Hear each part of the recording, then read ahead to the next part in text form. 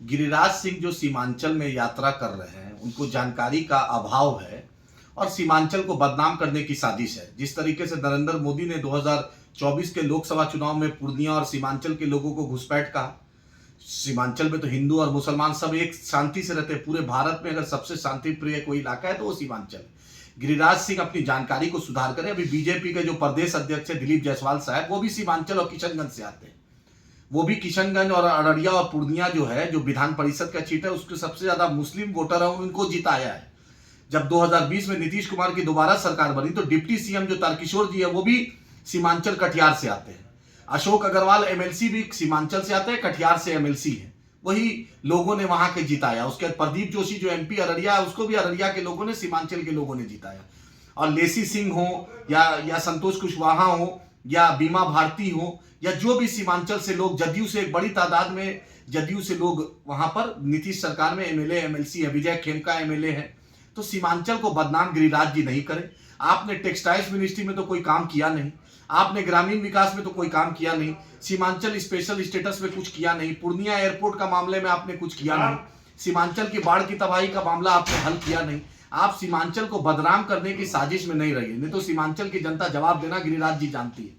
हम इज्जत कर रहे हैं, इसका मतलब हम कमजोर नहीं है। आपसे लोग पूछ रहा है कि अब तक 2005 से लेकर अब तक आप सरकार में मंत्री रहे और आपको घुटना का ट्रांसप्लांट अपना कराना पड़ा सीमांचल से बाहर।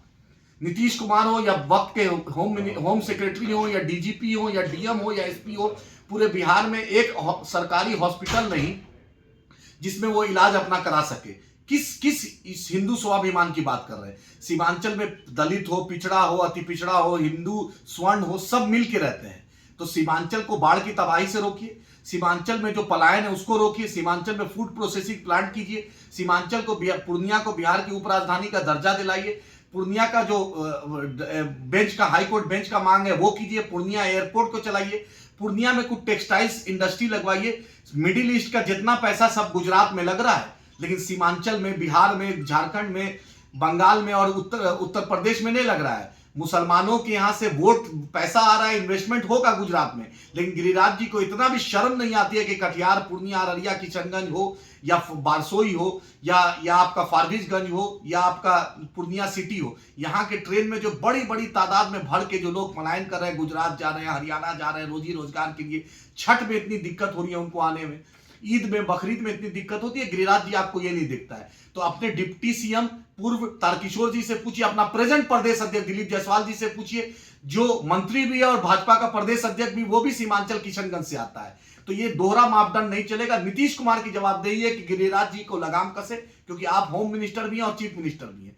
जदयू बताएगी कि गिरिराज जी को क्यों भेजा जा रहा है, या नरेंद्र मोदी या अमित शाह बताए कि सीमांचल की फिजाओं में नफरत भराने के लिए क्यों गिरिराज सिंह को भेजा जा रहा है। सीमांचल की जवान, बिहार की जनता आपसे बिहार को स्पेशल स्टेटस की चाहत रखती है, सीमांचल को बाढ़ की तबाही से रोकती चाहती है, एएमयू किशनगंज को फंड चाहती है, किशनगंज में, कटिहार में, अररिया में मेडिकल कॉलेज, इंजीनियरिंग कॉलेज चाहती है। ड्रामाबाजी गिरिराज जी बंद करे, जनता सब जानती है। आप इतनी जो मक्कारी करते हैं, सियासी मक्कारी, ये मक्कारी मत कीजिए। सीमांचल शांत है, शांत रहने दीजिए, नहीं तो जनता 2024 के बाद जो लोकसभा 25 में विधानसभा होने जा रहा है, करारा जवाब देगी। अल्हम्दुलिल्लाह सीमांचल ने आपको पहले भी हराया, पहले भी पूर्णिया आप हारे लोकसभा में, कटिहार हारे, किशनगंज हारे, फिर हारिएगा। इसलिए दिलीप जायसवाल जी हो, प्रदेश अध्यक्ष भाजपा के, अपने नेता को समझाइए, और वक्त के मुख्यमंत्री नीतीश कुमार हो, वही समझाइए कि हम ये सीमांचल को बदनाम करने की साजिश हम चलने नहीं देंगे। सीमांचल अमन पसंद लोगों का है, सीमांचल में अमन रहेगा, और सीमांचल की लड़ाई